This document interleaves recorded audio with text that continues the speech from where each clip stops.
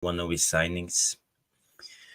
We knew that it was going to be a difficult game because Galatasaray was a good team, and we saw that today they have qualities, especially when it comes to their attack with Mertens, Saha, and Icardi.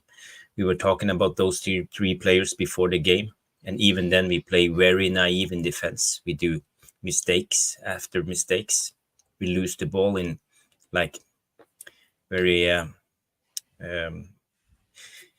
ways that, you know, Amrabat on that third goal, he presses way. He's no left back. You see, it was a big No, mistake. And from Onana, and you saw that tackle from Casemiro. You know, we lose our head. Bruno, who is our captain, he didn't step up and do his thing. He was wasteful on the ball all the time.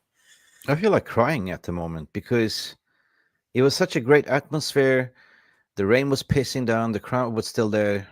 You know, we looked good going forward, attacking. We found a little bit of a balance. Hoyland made a difference, but the team let the defense let the goal down. So I wanted to put like man of the match Hoyland because the goals that he took. It shows a little bit of a glimmer of hope, but we are kind of 2 games down in Champions League. Yeah, you look at Copenhagen; they were 1-0 up in Copenhagen, but I think Bayern won.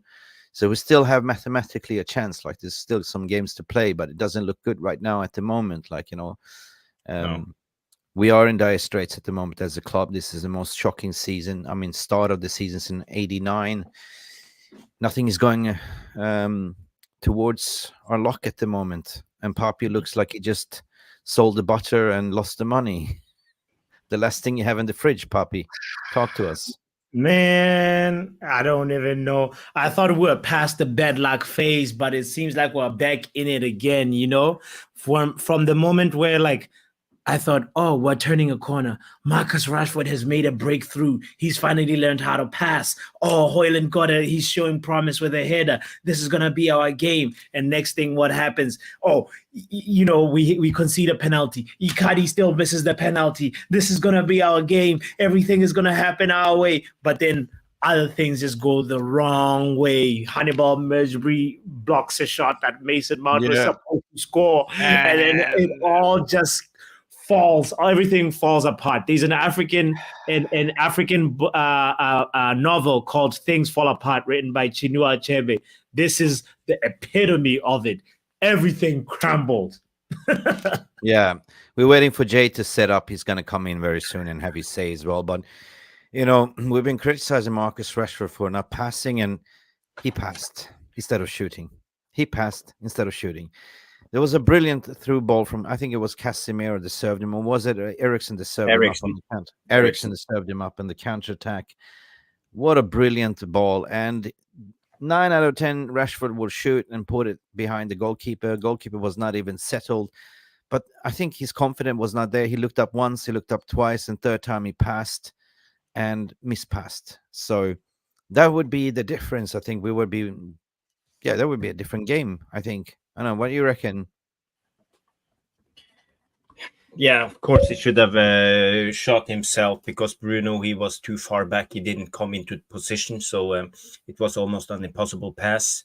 Again, I I would say his decision making is not good under pressure. So as soon as Rashford thinks, it goes wrong. He needs to play with on instinct, and that's what he's good at.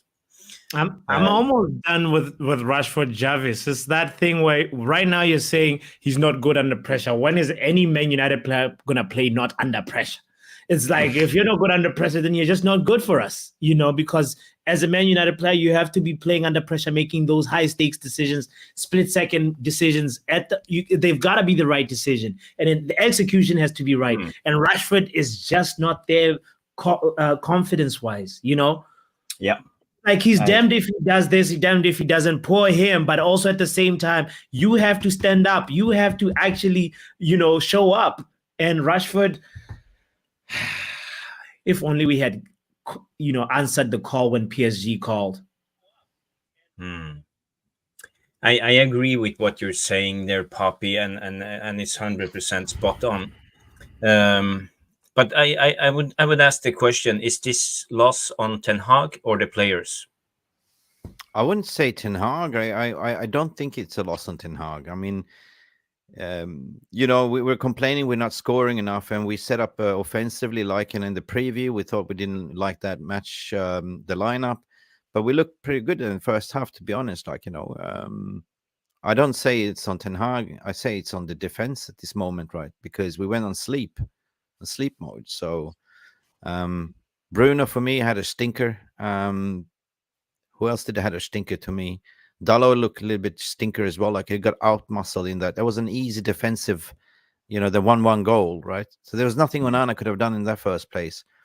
But of course, as soon as you let one goal in, the confidence dropped as a goalkeeper as well. And third goal definitely on Onana, I think. So Mick, you agree with the taking Hannibal off? No. Was he our worst midfielder?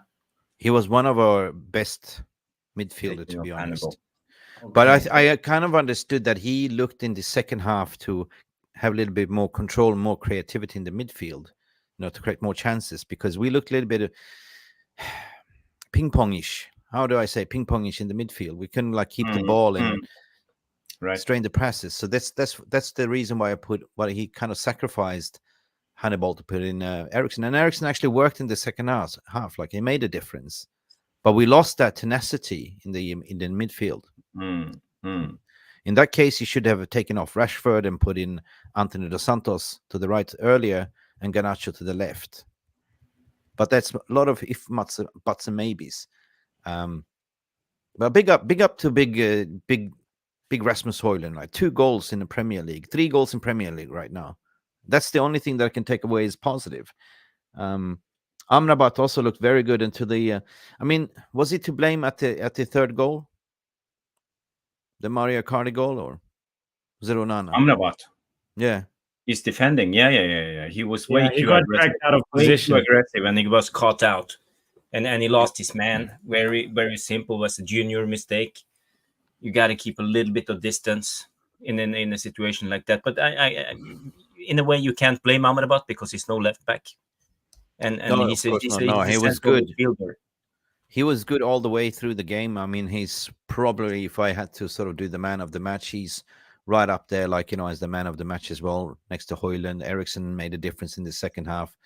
Okay, Rashford did assist Højlund in the first, but that was the only thing, right? I can only criticize why didn't you shoot in that instant? 9 out of 10, that's what I said. Rashford would have buried that goal. Stephanie Griffith in-house VR. Welcome to the therapy session. God, I hate sitting here when we're losing, guys. To be honest, I had a weird feeling, Jarvis. I texted you before the game. I didn't feel it in my stomach, and I felt that there was something going on. But then I was like, okay, this looks good. Okay. But that joy didn't last long. We couldn't celebrate too long because it was 7 minutes, 5 minutes in between each goal. So big up Stephanie for coming here. Team of the match is all I'm interested in. Come on, United. Yeah, at least you're keeping the positive spirit up, Stephanie. What you're saying here as well, Sorin, Onana is rubbish. Need to get rid of him. As worse that Bartes. Well, wouldn't say he's rubbish, but he's got a rocky start. He had 2 clean sheets in a row and had a bad game today as well. Or is it defensive? What could have been done with the Dalot first goal, right? We got to be honest. Onana has been terrible in the beginning of the season. He's not been good. He has had too many howlers, and he needs to step up his game, or he needs to sit on the bench. We have the new Turkish goalkeeper too. Yeah. So, but okay, let's give him some time. When we have played 10, 15 games, we will see. But I want to go back to the Ten Hag change in the halftime when we subbed Hannibal. For me, that was a big mistake. We kept on, as you said, Mick. You were right when you said it was ping pong, and that was because of Mason Mount and Bruno. They are too wasteful on the ball. They tried the whole pass. Both of them tried the same thing, and they are not press resistive when they have the ball. So we lose the ball in a lot of ways when we are on the attack and we are trying to establish an attack. and we always go for the first run, and we don't recycle the ball and try again from the other side. So, but the good thing with Hannibal was that he brought something different, because Hannibal was trying to carry the ball. When he got the ball, he was trying to carry it with him. And when Hannibal carried the ball, all the other players had the time to move up. So Hannibal did everything right. He was a little bit up and down. He lost the ball a couple of times, but at least he tried. So that was a big mistake from Erik ten Hag. But subbing up Eriksen was a good thing, because Eriksen was actually good. He was precise in his passes. So no, but it's a catch-22 situation there. Like, maybe you shouldn't take off Hannibal. Maybe you should have taken off Mason Mount in that instance and kept Hannibal on, right? So, yeah, this loss is partially on Ten Hag's in-game tactical management. Well, at least he did a sub. He did a change in the first half, and you got to give him praise for that. But Mark is saying here, I feel sorry for Ten Hag. Like, no manager can do anything with this amount of personal mistake. It's every single game. Yeah. So I call it like personal mistake. But I want to hear from Jay as well. It's just coming in here raw and fresh. How are you doing, Jay? Hey guys, how are you doing? Oh, there we are. Soaking. To be honest, I said, like, we got ourselves. Finally, we got a doctor in the Carrington, but seems like he's feeding them sleeping pills. Listen, guys. Defense. You know how there's like 7 stages of grief. I think under Solskjaer we went through all the stages. So we've been here before. We're just a poor football team. We're a very, very poor football team. We're badly managed. We're poorly led. No leaders on the pitch, and I think now it's guys trying to question Ten Hag's transfer strategy. I don't know if you guys have discussed Onana and Mount yet, but I think, guys, it's about time you start to question Ten Hag. I think a lot of fan base have him in his pedestal. 5 losses out of 7, 6 losses out of 10. That's not good enough. That's an understatement. So we can put a gloss on it. You can make excuses, blame the Glazers. You can blame injuries, blame what you want. But we are a very poorly led team. We've cited our previous managers for it, and I don't think Ten Hag should be above criticism, personally. I just want to fill in on that, Jay, and I would say that Ten Hag is dying by his sword of Bruno and Rashford at the moment. Both of them are putting in stinkers, and we could see that Hannibal is better than Bruno, and Eriksen actually at the moment is better. But Eriksen had a good game when he came in, and Garnacho is better than Rashford. Garnacho was dangerous all the time when he had the ball. At least he was trying. He has tenacity. He just bend his head and run to the byline and try to cross, because he never gives up. So why is Ten Hag dying with the sword with Rashford and Bruno? Do you have any explanation? Well, the Bruno thing I don't get, because Bruno is not his signing. Bruno was signed under a previous incumbent, and I've said it many times on the show and on other shows. Bruno's whole career at the club is predicated off the fact that we were down in the dumps in that pre-COVID season, and we were getting literally a penalty every second game, because they were still rationalising what a handball was, what a foul was in the box, and Bruno got a lot of fortuitous penalties during the lockdown season, and I think a lot of fans don't want to acknowledge that. I tweeted out tonight, I said that Bruno Fernandes has activated Stevie Wonder settings. Now, we've all come on shows, and we've all come on social media, and we've called out Harry Maguire, we've called out Fred, we've called out Scott McTominay, we've called out every player, but it seems for a lot of us, we have this blind spot for Bruno. Obviously, Ten Hag's been a captain, very tough to drop your captain, but after what we saw on Saturday, I wouldn't play him tonight. Absolutely not. I wouldn't play him last Saturday either. The Rashford thing, like, we could spend the whole show on Rashford, but it's either one of two things. Either Ten Hag has pretty much been told by the higher ups, Rashford, he's the highest player at the Commodity. club. He is what the marketing around the club is based on. He's a star boy. You've got to play him when fit. Or Ten Hag sees Rashford as the player that he's going to build his team around. I said 3 years ago regarding Solskjaer, and I always use Solskjaer as a kind of a tipping point to where the management structure in the club went soft. Because we had a good manager in Jose, but Woodward threw Jose under the bus and chose Pogba and Rashford and Lingard over Jose Mourinho.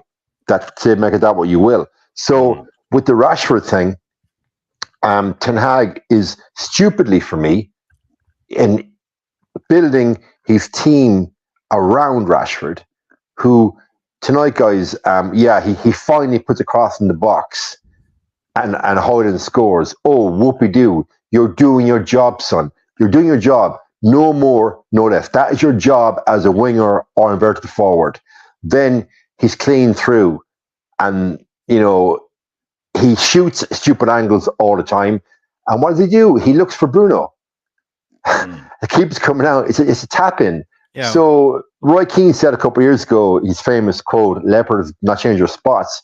Rashford does not have the football IQ or ability to change his spots. He is what he is. He's played under Ronaldo. He's played under Zlatan Ibrahimovic.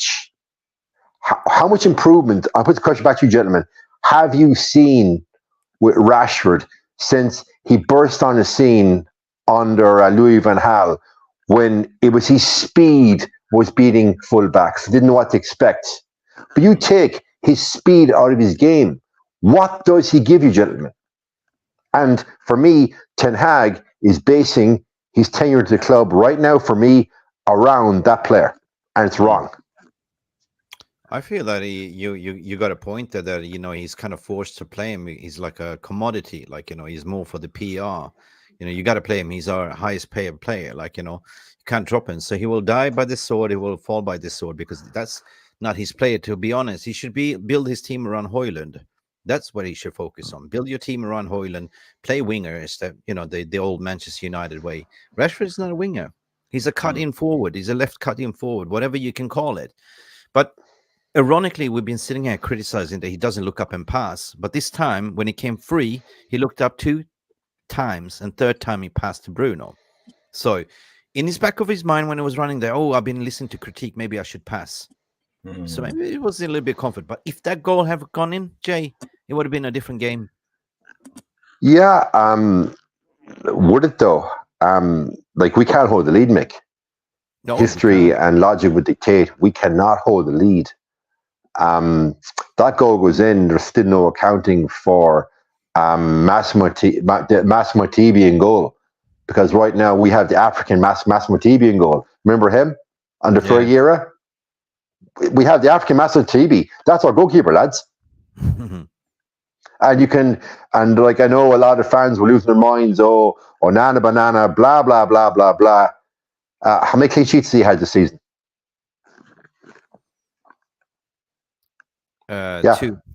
So, in sport, it's a quote from American football: defense wins you titles. Offense is icing on the cake. Yeah. Last season, we weren't a great footballing side, but we could see right. We don't concede. We're not going to score many goals. We will scrape out a dirty 1-0. And by hook or by crook, Ten Hag got us to third place, won the Carabao Cup, and I commend him for that.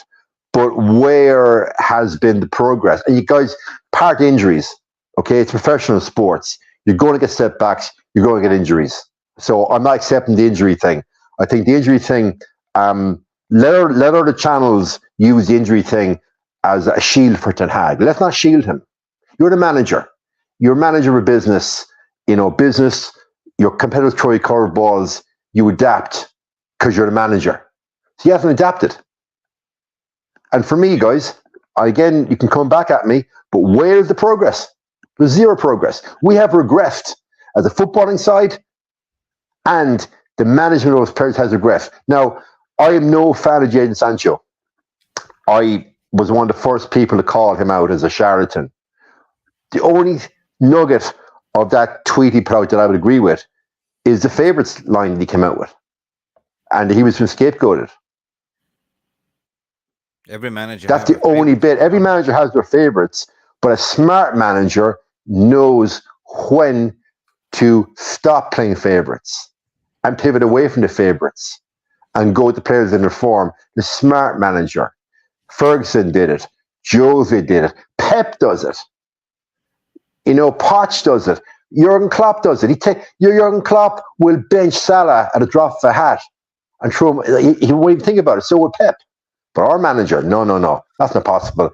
I've got to play, as you said, Mick. Am I under instructions to play the commodity player, the franchise player, or do I just not have the balls to make the call and follow my own football philosophy and drop the player? Do it right now, because I go with Footy Live. He's under massive pressure right now when you have players on low confidence, lack of motivation, and can't implement the style of play after 400 million in the market. Shocking. Yeah, well, you're trying to sort of do work with what you got. You're trying to sort of implement the style of play in the middle of a season when you have a lot of injured players. You go with the team that you have. You die by the sword, but you fall by the sword. But it's time now. I said in the preview, right? If we lose today, I'm going to look with a critical eye to say, whatever you select now, it's on you, Ten Hag, basically. So if you're going to play the team that's are informed, that makes a difference, do it now. You see clearly players that come in from the bench and make an impact. They are the ones that should start, not Rashford, not Bruno. Make an example, Ten Hag, that everyone is droppable. You didn't do that. You cannot play Mason Mount and Bruno together. They're the same two Siamese twins. You cannot. You cannot play Rashford on the right, on the left as a winger, because he's not a winger. He's not a proper winger. The two wingers, proper wingers, the playing wide that you have is Anthony Dos Santos and Garnacho. The proper striker that you have showed himself today with 2 goals. That is the proper striker that we've been crying out for. So therefore, you should build the team around that center forward, right? And have a midfield that can be press resistant, that don't give away balls. Play simple. Play simple. Play it wide, play through balls, but don't play those Hollywood passes. We couldn't. That's why I said, that's what I felt in the first half, that midfield was not balanced, was not controlled, because we couldn't string the balls like it was a ping pong. Like, it's no easy passes, right? Casemiro was caught off guard, off pace as well.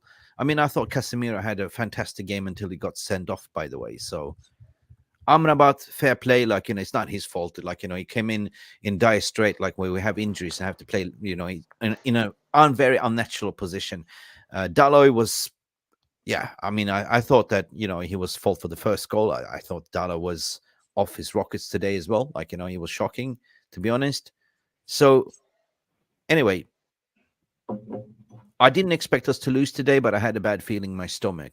The only thing is what is the lack of concentration, right? The lack of concentration. And what do I always say, you guys? 2-1 is the most dangerous score in football. Yeah. Always. You fall asleep, and what happened? 2-2. 2-2. But we are realists, like, it is what it is. It's the scoreboard that matters. And manager's going to get a lot of critics right now.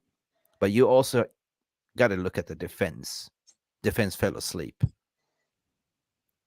I mean, if we have been criticizing that we are not scoring enough, we're not finishing the dinners. Now we had that, what I saw, we were actually finishing our chances. We're creating chances. We're almost finishing them. There was a couple of chances that could have gone in. Mason Mount shot and Hannibal Majebury stood in the way. A lot of them. But it's just the defense that let us down. And it's ironically because last year, the defense was not a problem. We had the strongest defense last year. So I am tired of this, that every second year there is something. Either it's the defense, or is it the attack, or is it the midfield? We always have to patch. We can never find the complete squad, balanced squad. All right? Last year was the defense. Then we had the midfield issue. We fixed the midfield issue. Then we have injuries. Now it's the defense is shaking. Now we have the attacking forward line. When is it going to end? does not go back to the age-old problem that the club still has not hired a recognized, experienced, shark director of football, a proper shark that knows the African market, the American market, the Latin American market, and the European market. It's like Richard Arnold and Murta. They're pulling from the same pool that we've always pulled from. The Premiership players, broken down Premiership players that nobody wants. Aging superstars that come for a big pay packet. And now laterally, we have a manager that just goes and raids Ajax. That's not recruitment, lads. The ironical thing That's not recruitment. The pundit That's was piss saying poor. but the pundit was saying that Galatasaray hasn't won in Champions League for ages since they play in, was it Shakhtar or something like This is the first win ever in England in a Champions League tonight, gentlemen. and it happened to be at Old Trafford and Crystal Palace. Now, And Crystal Palace. just think, right? You scored 2 at home in the Champions League. Yeah, that's 3 points. That's a lot for 3 points. To your point, Mick, we go one step forward last season, and now we go one step back. So we're still in this kind of flux where nothing's right. There's no real forward progression. Yeah, I gotta read the, Super chat, super chat, super chat. super chat coming in from Sweden. Big up Jonathan Liljenberg. How are you doing? Hur mår du, Jon? Welcome to the therapy session, and thank you so much for your 50 kronis donation. What are you saying? I don't care if we lose. We need Glazers to leave. Of course, I want us to win, but the best win is the Glazers to announce the sale as soon as possible. Love this channel. Big up, man. We love you too. Seriously, man. So nice. I really respect. And that comes to a point that I totally agree with you, because we've been discussing on this channel before. Is this the season we just forget about competing? Forget about just sort ourselves out, get the Glazers out and start fresh with new ownership, getting Paul Mitchell that was available now from Nice or from Monaco, sorry. The sales is coming. The sales should be happening, But of course, every new owner wants us to be in the Champions League. But I think it's for the best if you're going to build a new squad. If you're going to have new ownership, you got to just forget about the cups, forget about Champions League. Just focus on the league and build from there, next season. Maybe it's my thinking, but I don't know what you guys are saying. Yeah, I think there's no point being in the Champions League at this moment and hoping, that we're gonna go really far. It's just one of those things where we can just use the Champions League as a practice space, And at this moment, it sucks to be able to recognize this. But what Jay was saying made me realize that, Ten Hag had to prepare for that job interview and said, this is a PowerPoint of how I'm going to get the best out of Marcus Rashford. Ooh. And now he's in a situation where he doesn't know how, he has to realize that this thing of picking Marcus Rashford all the time, favoritism FC is only going to get you nowhere in Man United if you're the manager. Oh, no. I have some bad news from Peter Elianteno. He just messaged me now on WhatsApp. He said, looks nasty. He said, bad luck. He fell and he fell down the stairs and cut his leg, and he's having stitches. It's a really bad, nasty cut. They took a picture. Peter, if you listen, oh my God, Peter, I don't want to display this picture, but listen, we're all behind you, my friend. We're all behind you. Oh, looks nasty, man. If you can listen to what I'm saying here, Peter, if you're watching, I feel for you, mate. That looks nasty. And I'm sorry that you had to, go to Old Trafford and fall down the stairs in that shit condition, in that shit stadium, which is leaking. Hang on a second, Mick. Opportunity here. Light. Was it badly lit? Was there water on the floor? Has he witnesses? Yeah. Opportunity. Was there water on the floor? Water, lighting, witnesses, cameras. Yep. Opportunity here. Peter, if you hear what he said, if you slip because of water, Bad lighting. Bad lighting. Health and safety. Health and safety. Just saying, lads. Just saying. Yeah, no, I'm Feel sorry, bad, yeah. guys. Anyway, John O'Neill's coming out with the super chat. Thank you, John O'Neill, for your super chat. Thank you. Thank you so much, sir. We really appreciate it. And welcome to the therapy session, John O'Neill. The worst is yet to come, boys. What you're saying, spineless team.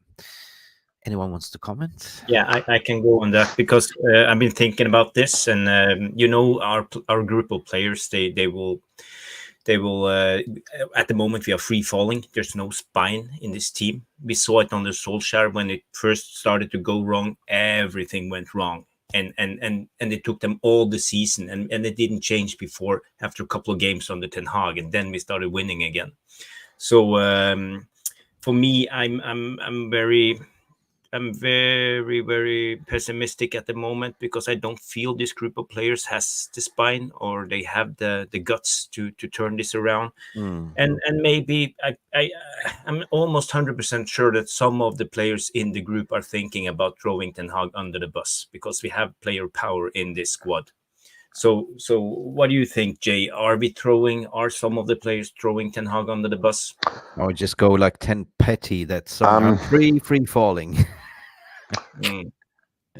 I think psychologically, in the back of the players' minds and the staff minds, ultimately, in the next 6 to 8 months, the club will be sold to whoever purchased the club. Yeah, and the new owner will come in with their own views and their own business strategy, and that may be a different manager. Who knows? Who knows? Another new manager. If that is the case, again, it's a hypothetical question. These players may be sold. So I think, gentlemen, I think the players don't care. I really think the players don't care. Anyway, players don't care. Player gets paid football. They're paid their wages. They're not fans of the club. They are there because they're paid to play for the club. They don't care, Jarvis. I really believe that. Jobs, like, you talented. It is. But I came out with a phrase a few years back, and I coined testicular fortitude. You did. There is not a pair of balls right now in that team. No, not one. Okay, I got to bring up a little bit positivity. To all the super chatters, thank you so much. Muhammad Ali coming in with the £2 donation and saying, bring in Paul Mitchell, please, and David De Gea as a free agent. I like the sound of it, to be honest. We need a director of football, and Paul Mitchell is the guy, or Ralph Ragnick. But Ralph Ragnick more as a CEO, Paul Mitchell as a director of football, because he's currently free. He left, Monaco, and David De Gea is still a free agent, isn't he? Yeah, but to achieve that aim, that means then that Arnold and Murta and Darren Fletcher and the guys of that collective thought process, they're all gone. They're all cold. That only happens under a new owner. We're not going to. Ivo Bosic is saying, stop blaming the Glazers for the shite we just seen on the field, yet overpaid the coach and players to focus on football, not what's going on at We're not blaming the Glazers. No, we're not. We're blaming the players and the manager tonight. We're not blaming the Glazers. I'm not blaming the Glazers. Don't pick the team. The players, the Glazers don't fail to pass the ball up across from the box. We're blaming the Glazers for the structure that's there and the staff that are there and the poor decision making. What happens on the pitch is on the manager and the players. I think you need to get a very clear dichotomy there with your statement. Yeah. Do you think Ten Hag will go back to default from last season and start playing transition football again? It depends on, because he pulled the plug last year. We understand after we lost 4-0 against Brighton and 4-2 against Brentford. He pulled the plug. Something. Being back to basic settings. Then he's admitting that his decision to get rid of David and bring on Nana was wrong, and he's also admitting his decision to bring in Mason Mount was wrong. Don't you think that his confidence is also being rocked right now? And so it should be. Should be, yeah. If he I'm actually interested now after the show, before I go to sleep, I'm going to watch his press conference. Not so much what he says, because now managers like a press conference, but I want to watch his body language, his facial expressions, and how he coaches the questions. That's what I'm going to be looking for. If this match will happen in Galatasaray Stadium, Heisenberg is saying, there would be pissing in the pants, 100%, because that's the welcome to the hell stadium, right? But, however, he needs to hit the reset button, and I'll be closely watching. I don't want him to fail. I want him to succeed based on, give him time to build his squad, get Glazers out. Maybe he's not the right manager. Maybe he's not, but we've been down the road before. And what good is it for the club if we sack the manager and bring somebody new in? Who is available can do a different job. Nobody will ever succeed. We had Mourinho in, we had Louis van Gaal, we had everyone, award-winning pedigree, trophy-winning CVs and managers. And they just, Zlatan had an interview today with Piers Morgan, if you watched it, right? And he basically called it out. He said, basically, what is there to do? There's such a huge gap between the leadership and the manager. There's nothing there, right? Well, actually, Mick, as a homework exercise, maybe if we all watch that before tomorrow night's show, because I haven't seen it. Watch Zlatan's interview. Yeah, I think we all watch. Have you seen it as well? Yeah. I haven't seen it. So maybe Piers Morgan. If we park that for tomorrow night's show, and really dissect it. Piers Morgan was trying to bait him to talk shit to throw the manager under the bus, but Zlatan was Zlatan. He said no. He was defending. He said it's not the manager's fault. Maybe he's learning. He's coming to a new league. There's a lot of pressure. It's United's a big club, but what can he do? There's a gap between him and the board that don't understand what the football is all about. That's what he said in layman's terms. But Piers Morgan tried to sort of, the Piers Morgan style, talk shit about United. I'm an Arsenal fan, right? I just want to say something about the previous topic about Ten Hag getting sacked. I don't think he will get sacked, because we got to remember the Glazers have no plan B. The board has no plan B. If Ten Hag is getting sacked, they will bring in an interim manager. I bet you they will bring in Kieran McKenna or someone like that to be the manager for the rest of the season. And it won't work, and we can just throw the season away, because nothing will work with an interim manager, because we have no plan B. That's the problem, because they can't foresee. They don't plan ahead. That's the problem with the Glazers. We saw it on the Solskjaer what happened when Ragnick came in. Big up Valero is coming in here. Don't change your coach. You change him after the second match in Istanbul. We need more score. Obviously, you're a Galatasaray fan. Welcome to the stream, my friend. And always good to see other fans coming in. And obviously, congratulations for your win as well. To be honest, but we can argue to the point. But of course, manager is the one that sets the team. Manager is the one that does the substitutions. It wasn't bad substitution at the end of the day. And as we discussed, we understood why he subbed out. Put in Eriksson basically to get more control, because that paid off in the second half, right? The midfield will look more control in terms of the passes and the through balls and stuff like that. But then taking off Hannibal Mejbri gave us the lack of that intensity, the legs, as what we're saying. Manager puts the field players on the team, manages the team, but it's the team that loses your game at the end of the day. You got to remember that as well. And that's what I was saying. The defense was there, midfield was there in the second half. Okay, we got a red card, but it was the defense that fell asleep. 3 times in a row, they all fell asleep.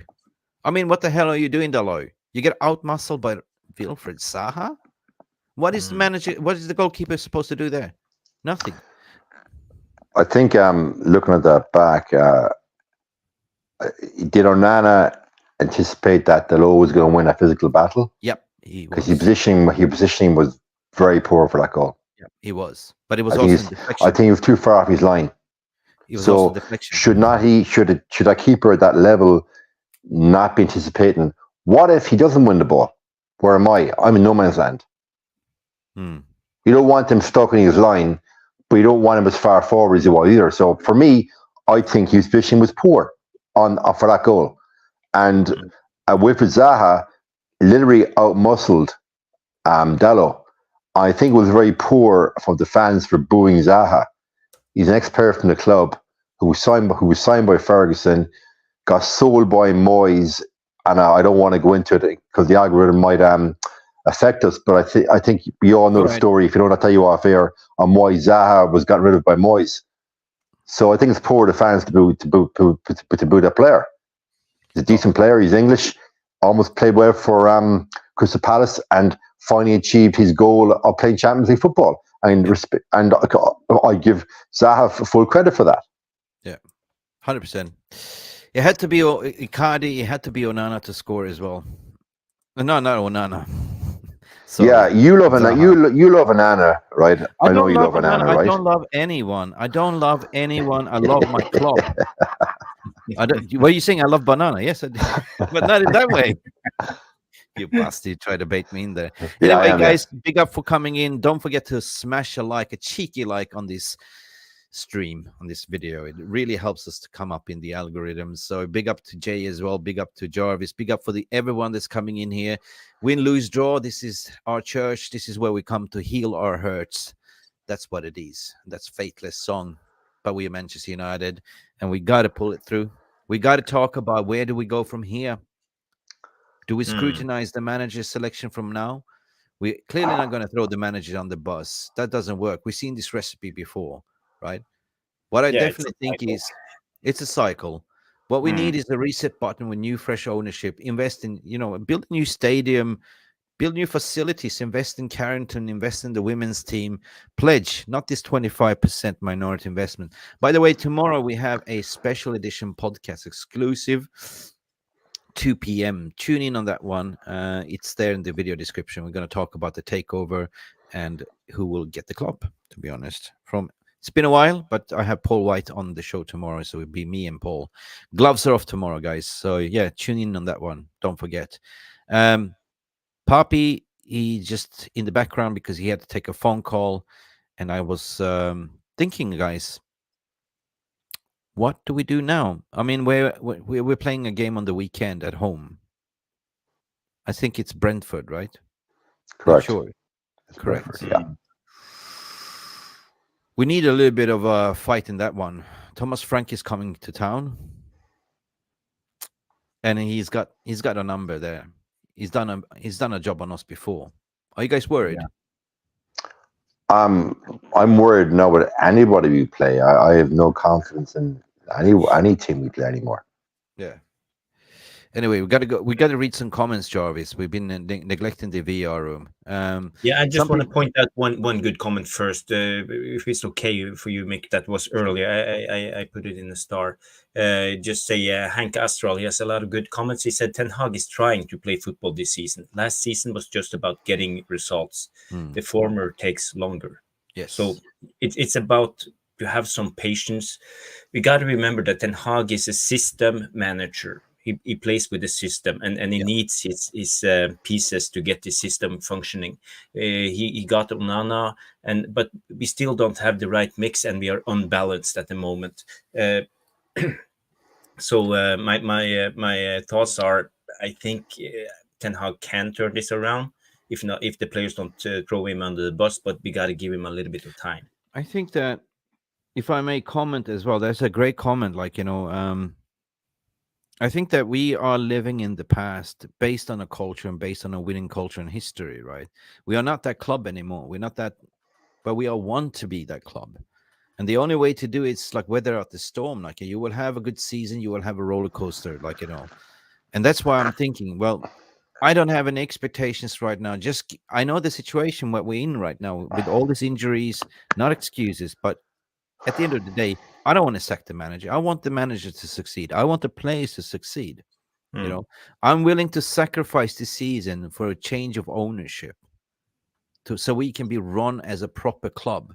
Because currently we are not run as a club. Ten Hag is trying to, of course. He appoints analysts, he appoints right coaches, but he doesn't get backed by physios. They're interims. Oh yeah, you want a professional sports science interest. Oh well, this guy just graduated. You know what I mean? He's cheap. Yeah, we don't have a head coach. You know what I mean? It's just shambles. The club doesn't want us to succeed. The club just wants us to get into top four so they can cash in. But however, Glazers hasn't been able to take out any dividends since January, December. They're gonna cash out soon. and we gotta have that reset button. And I hopefully we'll go to our winning ways the way it used to be. But right now, it is what it is. We just have to be patient. I'm not lowering down my standards, never.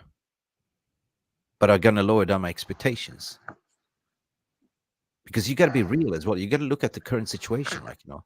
I think the overall fan base expect us to come out and play good football all the time, but you got to look at the overall, what do you say, the summer, the whole cake, the whole mix of bag of shit that's in there, and Ten Hag is trying to navigate it too.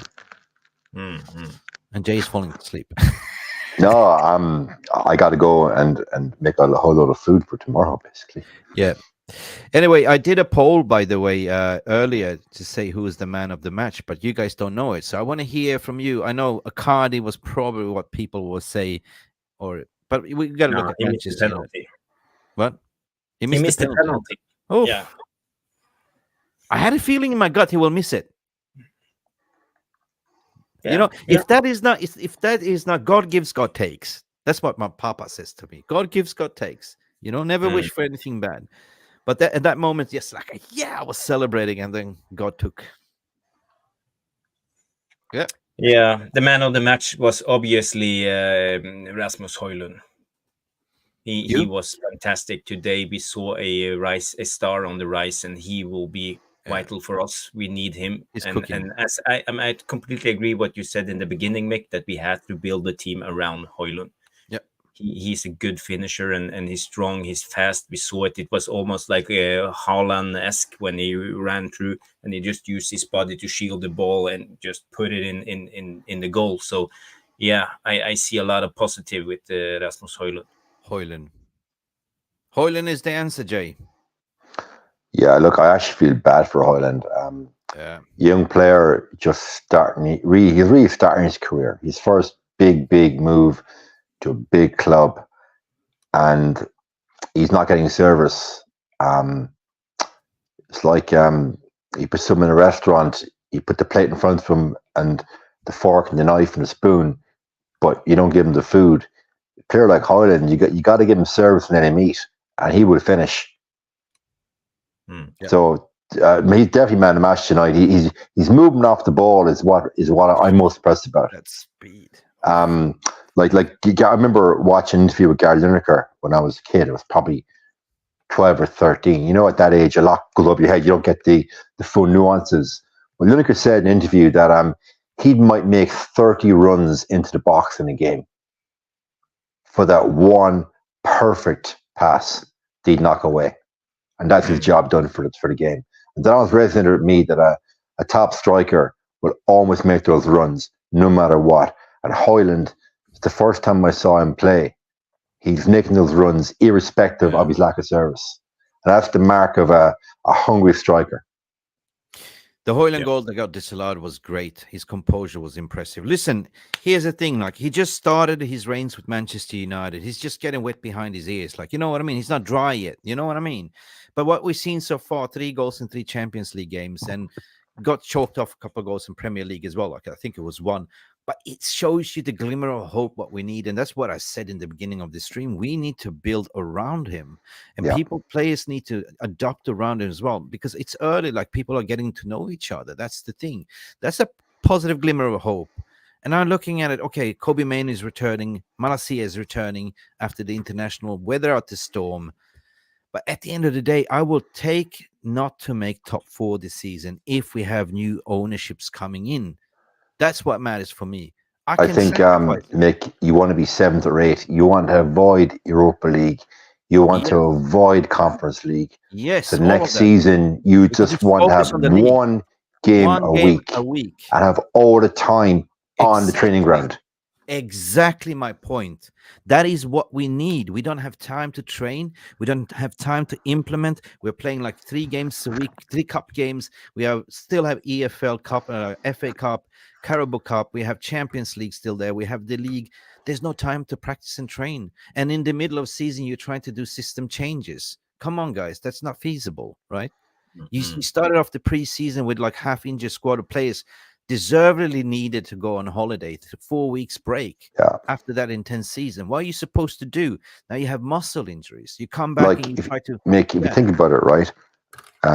Thing of the week. You play the game on Saturday. Sunday's a rest day. Monday you come in.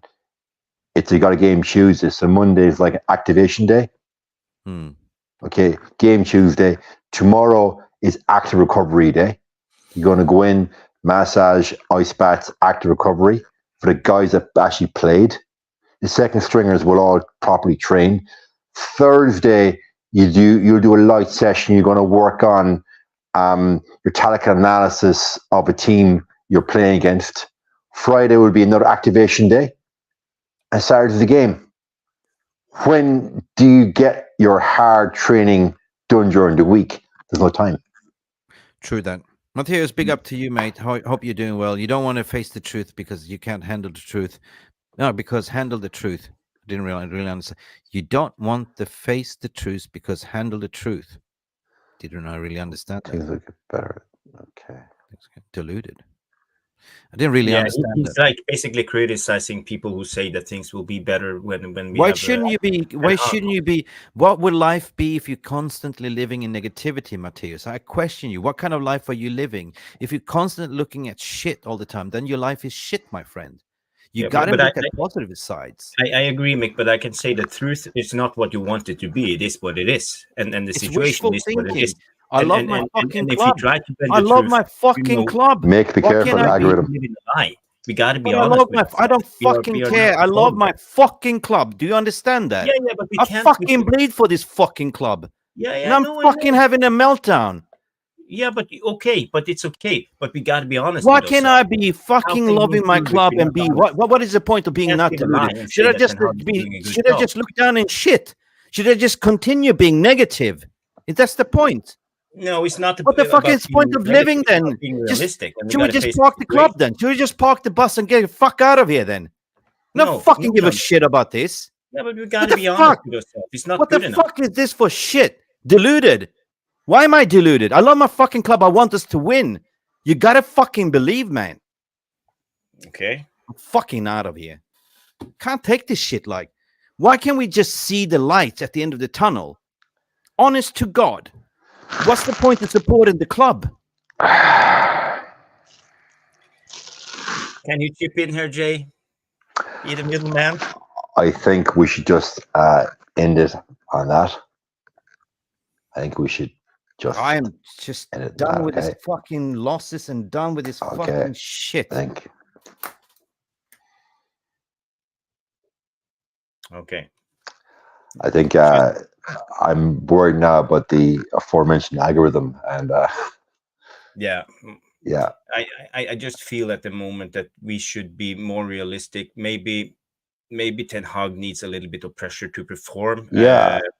I think we can't just like say everything he does is good and be like a echo chamber and hallelujah. Something have to challenge him when he's not performing, and we gotta admit that it's not good enough, and the players are not performing. So maybe Ten Hag needs to step up his game. Yeah, Jarvis. You know my style, my personality. I'm very analytical. I don't wear the rose-tinted spectacles. Never have, never will. And we call out a player, a manager, tactic, substitution, whatever. And so we should. The glimmer of light at the end of the tunnel is in 6 or 8 months or 9 months or whatever it happens.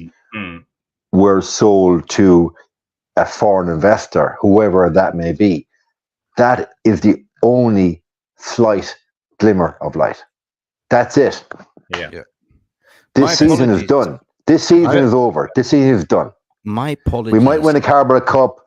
We might get a run the FA Cup. But this season is done. I come back here to give my apologies because you know me. I'm the voice of reason here on this channel. I'm trying to be strong for everyone, but I am also human, emotional, and I fucking love this club. Excuse me for going on a rant. Excuse me for being delusional. But what's life if you don't have a winning plan? You might as just well give up then. That's what I was trying to say. My life in general, people were saying, you cannot do this. I said, I'm going to prove you wrong. I wouldn't be here where I would be in my life, traveling around the world, if somebody told me you were shit, you cannot do this. Life is about defeating the odds, my friends. Right? If you believe that you know, what's the point? That's what I'm trying to say, Jay, as well. And that what's the point then on competing if you don't believe you can win? Right? That's what I was saying. That in that case, I'd rather see what I said early in the stream. Don't compete for anything. Just finish 7th, 8th, and just focusing on next season with new ownership. So my deepest apology, all audience, for you never hear me do this, but I lose my shit because I'm a sore loser. I love my club and I'm hurt, and I'm tired of this as well. I want to see progress, but I'm also realist to understand we are in this current situation. Now the question is, how do we get out of this situation? Does it help to be negative? Is that the solution to get out of a situation? It's like Arnold Palmer, the famous golfer, said, you get yourself in trouble, you get yourself out of the trouble. And that's my point, gents. My deepest apologies. No, listen, Mick, well said. It takes it's a big man to wear his heart in his sleeve and be emotional. It takes a bigger man to apologize. So I think anybody watching will be delighted to hear that. Jarvis? VR room. Yeah, no problem. We are passionate about United, and when we lose, we all hurt. That's just the way it is. But let's shift focus then. What was the good things that happened? What can we build on? What can we go? How do we move on from here? Which Drop players? the goalkeeper. Drop the African Massimo TV for a start. Yeah. But I would like to see Ten Hag. I can accept that we will have a season coming 7th if Ten Hag said okay and try to play more of the youth. Give Palestra a chance. Give 100%. Or a chance. Give Garnacho a chance. Let them play. Let Hannibal play. When Manu come back, let Manu play. Get some energy into the group, some loyalty, some players who are willing to learn. And we know Ten Hag, he knows one thing, and Zlatan mentioned it today in his interview.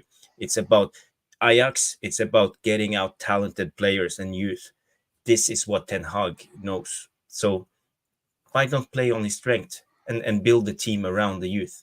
I would accept us coming 7th, knowing that in a couple of seasons, these players will be massive, huge, better, more experienced, faster, stronger. We need something more positive right now.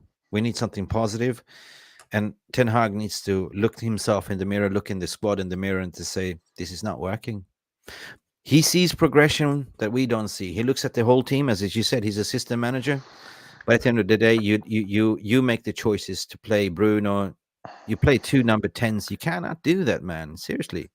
I think what it's like, you remember during the time of when Lampard and Gerrard were in their pomp, the golden generation of English football.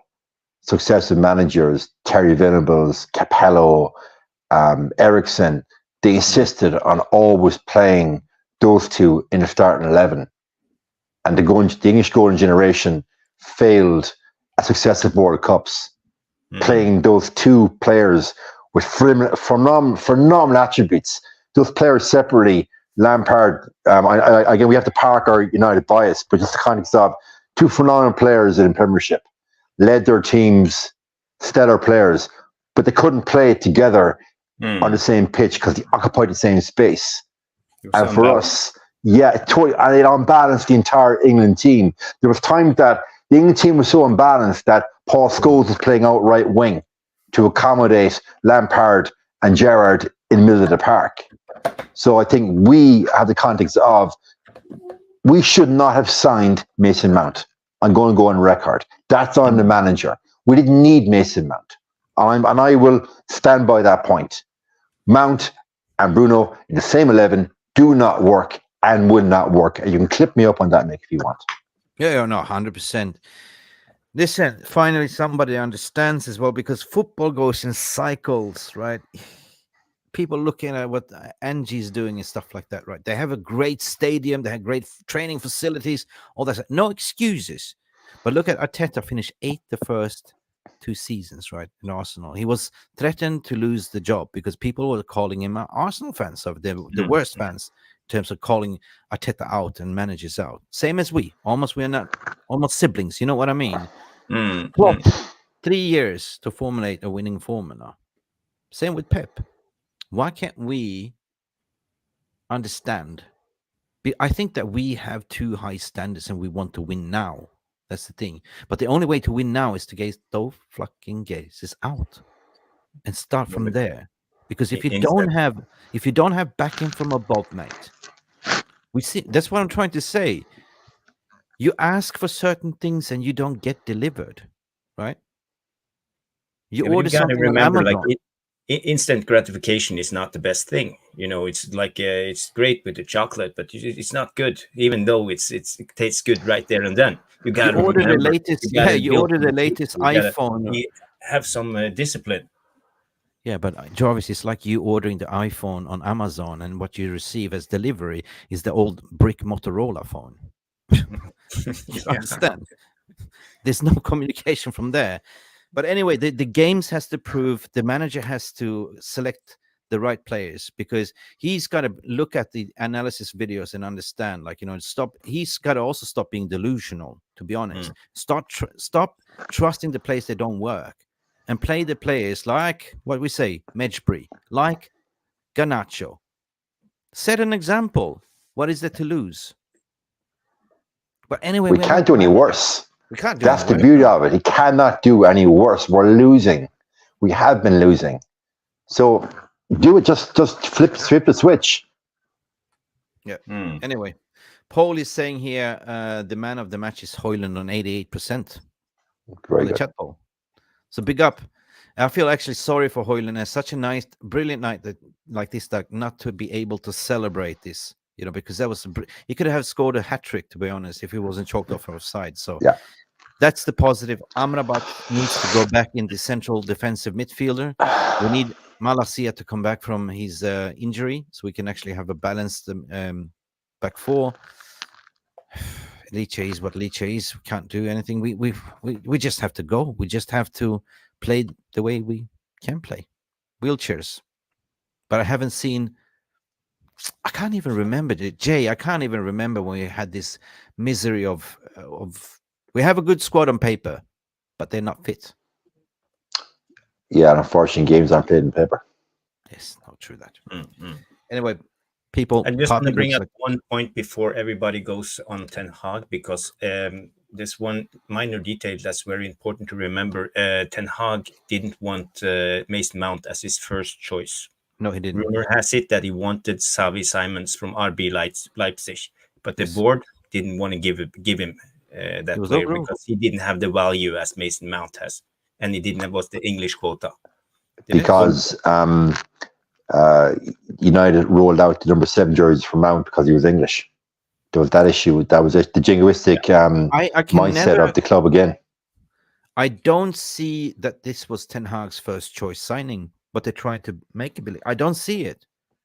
So the question in Mick then is, how much control did Ten Hag have over signings? Yeah, it's a good question. Something to ponder in another show. But this is very important to remember when it comes to everybody criticizing Ten Hag for Mount. He wanted Xavi Simons. Yeah, that's fair. That's fair. Yeah, no, fair enough. Paul Mitchell, come in. Glazes out. Qatar in. Paul Mitchell in. Build new structure above. Create, have footballing people. Glazes out. That's what we can wish for. That's the only thing that I wish for this season, to be honest. That's the biggest out signing, or the biggest transfer market signing we can ever get in football in terms. We ship Glazes out. We get the new owners in that gives us TLC, and that understands what football is all about.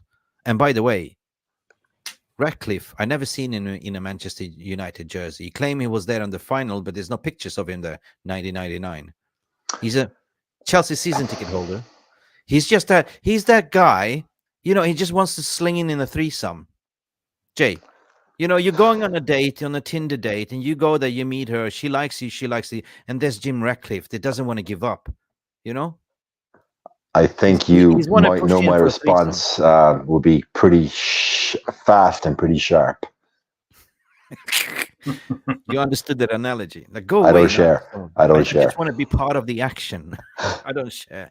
And Sheikh Yassim, no, I'm sorry, I'm not sharing. Yeah, I I'm don't not share. sharing with you. But I want it. It's my legacy. I'm retiring. I'm done with this empire stuff. I'm pushing 77. Like, you know, I'm done On that with bombshell, Joey doesn't share his food. Anyway, we're going to talk about it tomorrow in a podcast. Maddie, sorry for getting off on. It was not you that triggered me. It was the overall experience, my friend. So my deepest apologies. Nothing personal against you.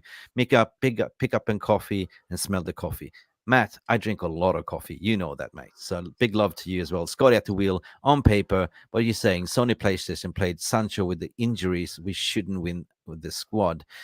Guys, win, lose, draw, we're always here for you. This is the therapy session. I lost my shit today at the end. I do apologize. Am I forgiven? Press 1, press 2, send me to the sin bin.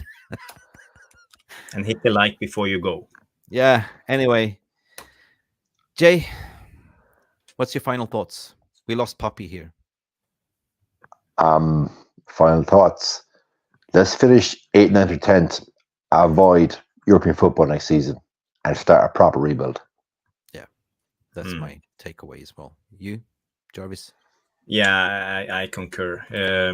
Jay is completely right. We got to start a rebuild in a real way. What's a 6? And it comes from the top, top down. Yeah, Rushman just got back from the game and we're just about to close the shop. Neil, forgive me. Please forgive me. I did apologize, yeah, I did. Of course, number 1. Big up Rushman who just came back from the rain. I hope you didn't get too soaked and too disappointed. Shit happens. Hit the like button. We go again. I'm tired of saying here we go again, but we have to. We have to play football. Yep. And God help us, we're playing Brentford. Oh, God.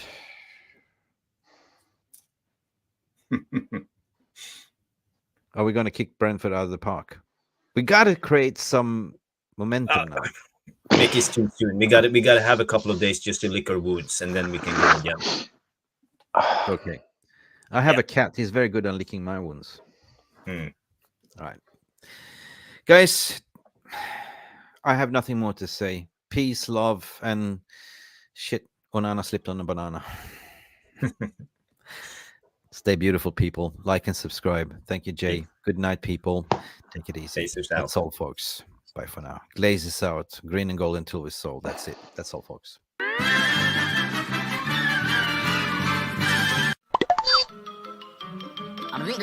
That's all, folks. Thank you so much for stopping by and watching MUFC Release TV. Don't forget to like and subscribe and follow us on the socials.